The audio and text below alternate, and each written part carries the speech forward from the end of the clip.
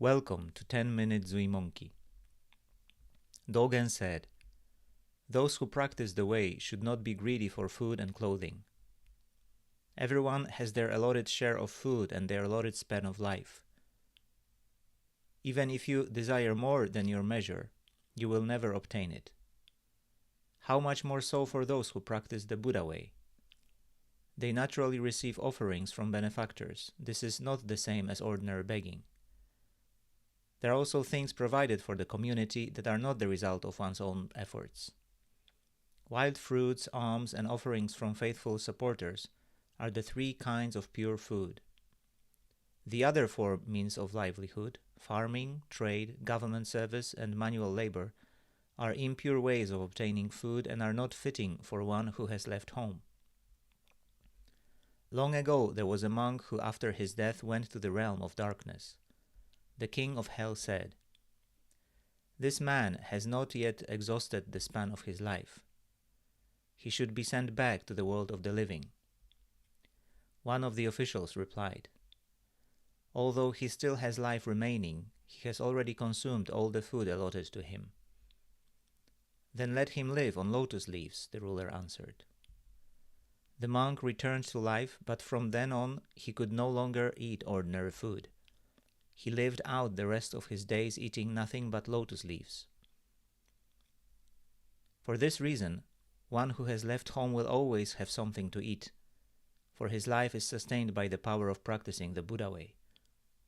The merit contained in even a single white hair of the Buddha, bestowed as a gift extending over 20 years, can never be exhausted, even if one were to receive and live upon it throughout countless eons.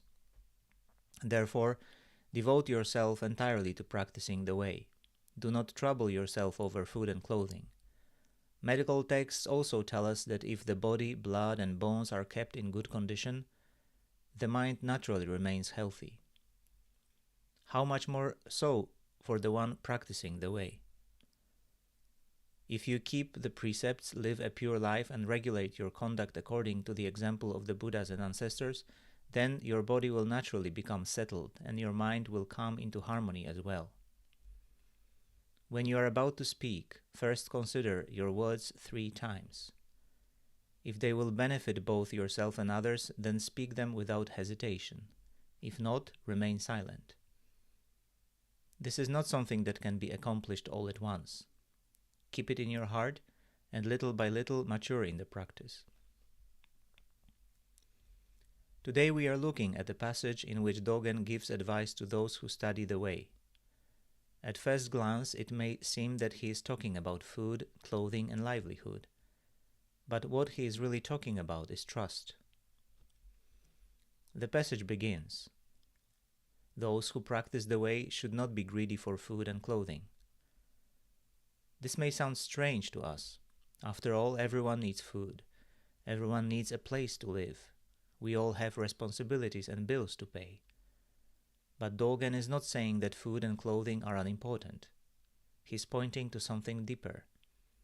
He is asking us what occupies the center of our lives.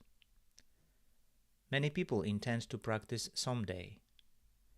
They intend to devote themselves to the Dharma someday. But first they want to secure their circumstances. They want a little more money, a little more stability, a little more comfort, and a little more certainty. The problem is that the conditions are never quite right. There is always something else to worry about. There is always another reason to postpone practice. Dōgen's question is simple. What are you really living for? Are food and clothing the purpose of life? Or are they simply things needed to support a life devoted to something greater? To illustrate this point, Dōgen tells a rather unusual story. A monk dies and is brought before the king of hell. The king says that the monk's allotted lifespan has not yet ended, so he should be sent back to the world of the living. But an official points out that although the monk's lifespan remains, his allotted food has already been exhausted. The king then orders that he be fed lotus leaves. The monk returns to life, but from that point on he can eat nothing except lotus leaves. Whether we take this story literally or not is beside the point. Dōgen is using it to illustrate a traditional Buddhist idea. Our lives are supported by causes and conditions far beyond our own calculations. We often imagine that we are entirely responsible for securing ourselves. We believe that if we do not constantly worry, plan, and strive, everything will fall apart. Yet, much of what sustains us comes from beyond our own efforts. The food we eat depends on countless people, and the clothes we wear depend on countless people. The very body we possess is something we did not create. Our lives are supported by an immeasurable network of conditions. Recognizing this does not make us passive. Rather, it allows us to stop carrying the impossible burden of trying to control everything. This is why Dōgen says that practitioners should devote themselves wholeheartedly to the way instead of being consumed by anxiety over livelihood. The point is not poverty. The point is priority. What comes first? When we wake up in the morning, what is the most important thing in our lives? If we are not careful, survival becomes our religion. Acquiring becomes our religion. Protecting ourselves becomes our religion. The Dharma becomes something we will get around to later. Dōgen is turning that upside down. Food and clothing are necessary, but they are not the purpose of our existence. Practice comes first. The rest supports it. Toward the end of the passage, Dōgen shifts to another practical matter. He speaks about speech.